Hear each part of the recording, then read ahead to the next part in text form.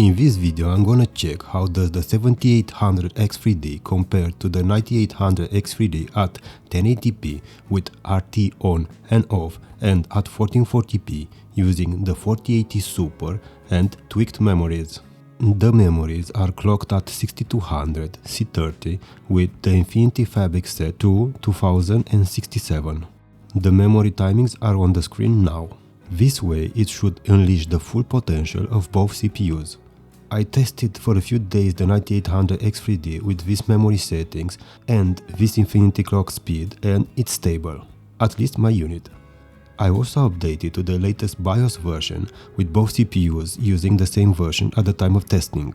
I observed that MSI Afterburner doesn't know how to read the AMD 9000 series clocks, but I checked this using Hardware Info 64 and it seems that even the clock speed of the 7800 X3D is not reported correctly, so don't read too much into the clock speeds seen in the side-by-side runs. I'll be stress testing the 9800 X3D using Firmark's CPU burner and compare it to the 7800 X3D. I will show the graphs obtained from Hardware Info 64 logs from a run and see the full power usage, clocks and temperatures reached using with an Arctic Liquid Freezer-free 240 AIO at a control room temperature of around 24 degrees Celsius. Both CPUs were tested with a fresh Windows 11 installation. I applied all the latest updates, but as the difference between the two CPUs was around 2 days of testing, maybe Microsoft released other updates in the meantime. I'm gonna use a mixture of new games with a couple that are hitting hundreds of frames per second. Before each side-by-side run, you will be able to see the graphics setting used for the benchmarks. After the side-by-side runs, I will collect all data and add it into graphs. When it comes to F124, after the latest update, I experienced more stutters and the results are influenced by that. Let me know in the comments below if I should still keep this game for future testing. Also, I will show some side-by-side power consumption in games but won't dive too much into this comparison. At the end, I will share my thoughts about this CPU with which GPU I think is worth to pair it and if it's worth it over the previous generation.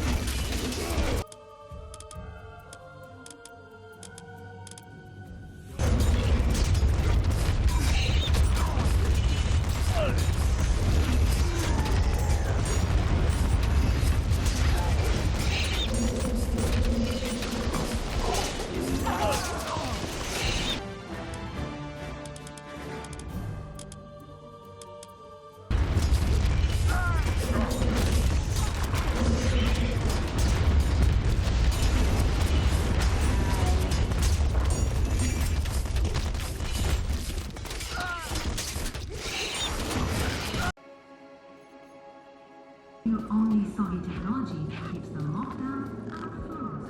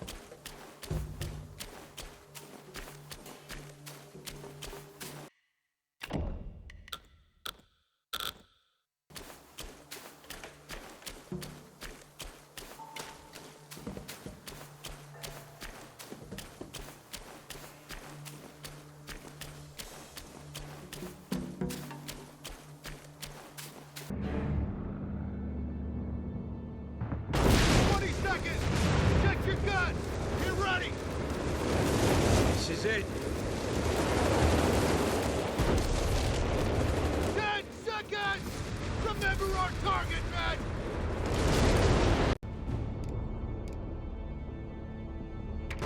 20 seconds! Check your gun! Get ready! This is it. 10 seconds! Remember our target, man!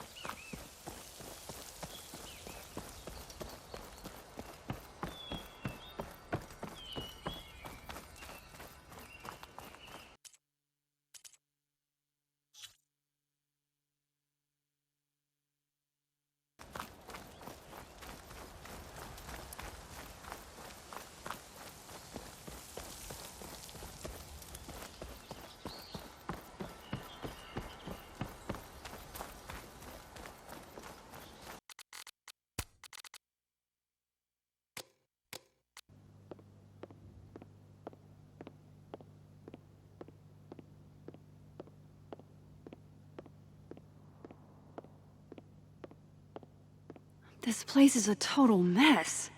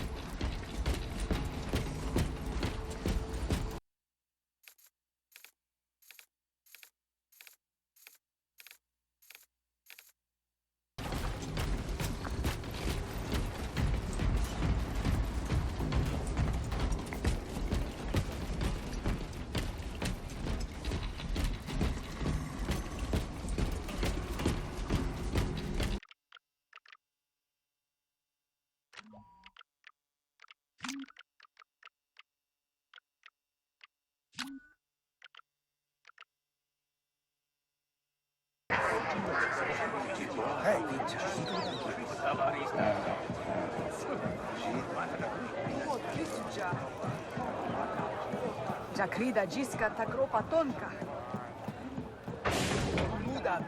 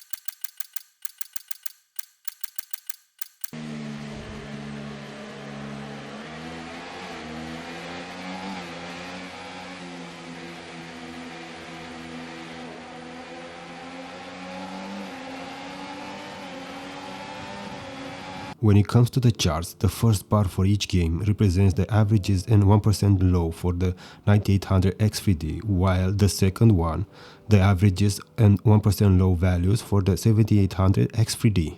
Looking at the 1080p results with RT off, we can see that the 9800 X3D enjoys wins in several games, with the outlier being Age of Mythology. In this game, the 7800 X3D is not able to push the GPU to higher usage, as there are areas where the GPU utilization is below 60%. This game likes higher clock speeds, and the 9800 X3D has that.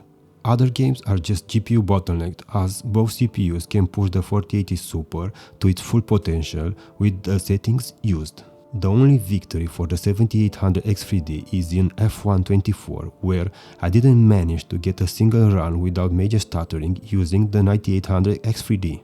Don't read too much into the F124 results, as I suspect if I had some runs without multiple stutters, the situation would have been reversed.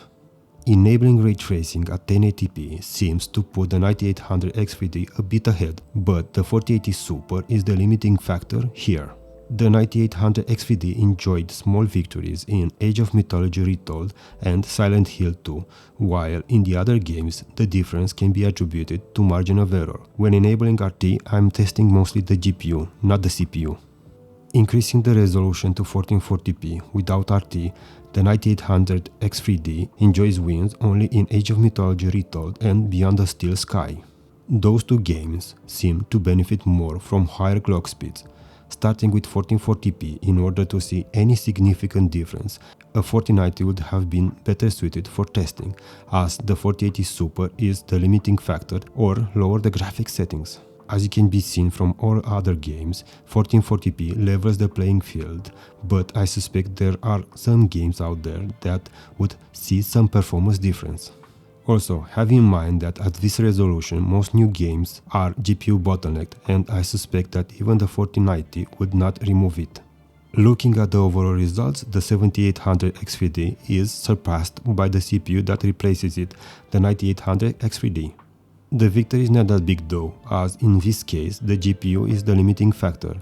And this is the most important thing to note, the 9800 X3D is better suited for the 4090 at 1080p and 1440p mid settings if you don't play with RT. Pairing this GPU with anything below the 4090 has diminishing results. With RT at 1440p there was no difference at all, this is why I didn't include these results. What impressed me the most is how cool the 9800 X3D is. Just have a look at the graph from a CPU burner run using these hardware info 64 readings. It's a lot cooler than the 7800 X3D. Using the Arctic Liquid Freezer 3 240 AIO and the intake fans at maximum speed, the average temperature for this run is below 64 degrees Celsius, while the 7800 X3D hovered around 82 at a constant 24 degrees room temperature. And this is more impressive as it's consumed on average 17 watts more and enjoyed a clock speed advantage of a bit above 250 MHz. On the other hand, the 7800 X3D is still more power efficient, at least in heavy threaded situations. While gaming, it's hard to tell them apart. I did use hardware info and recorded some runs in F124, and the power usage is almost the same. I would say that the power consumption difference while gaming between the two CPUs is meaningless. So what do I think about this CPU? Well, it's a good one, easier to cool, a bit more power hungry, but the power is needed to achieve higher clock speeds. There is no improvement on the memory speeds over the previous generation, so this means that you can get away with cheap DDR5 kits.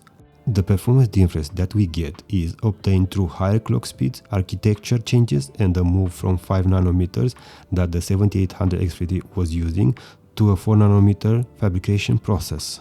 As stated previously, I would pair the 9800 X3D with the 4090 or the upcoming 5080 or 5090, as I believe other less powerful GPUs will be the limiting factor, so you could look at cheaper options. I think that you are good with the 7800 X3D if the price is right, or the 9700X or 7700X CPUs from AMD. I think that the biggest issue for the 9800X3D is that the demand is high and the shops have increased the prices to pocket more money, not AMD.